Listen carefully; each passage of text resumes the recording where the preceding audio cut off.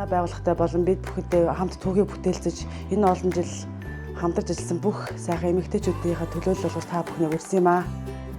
Тэгэхээр Vision Fund байгууллага маань хэдийгээр банк бус байгууллагын статустайгаар одоо бүртгэлтэйгээр Монголд үйл ажиллагаа явуулдаг ч гэсэн зөвхөн одоо ашигын төлөө биш ийм байгууллага. Одоо та бүхний төлж байгаа хүү болохоор үйл ажиллагааны зарлаа нөхөхөөс гадна буцаад эргээд энэ бичил бизнесийг дэмжих үйл ажиллагаа руу ингэж орж явдаг.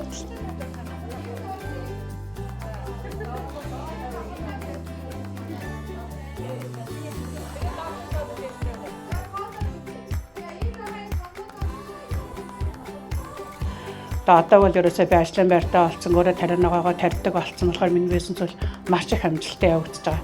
Би одоо Vision Fund-аас зээл аваад 4 дахь зээл авчиад ажиллаж байна. Зээл авахд дандаа л тийм тарианагааны талаар тийм ашиглах дандаа л тийм бизнес авч хэрэгжилж байсан. Одоо энэс хойш гэсэн өчөө дахиад тусам зээл хэрэгтэй болов хөөе та нар минь туслаарай гэж дахиад эргэл очиход ална. Тэр үед банк хаалгууд нээлттэй байж байгаа. Тийм хамтаалтандаа маш их баярлалаа.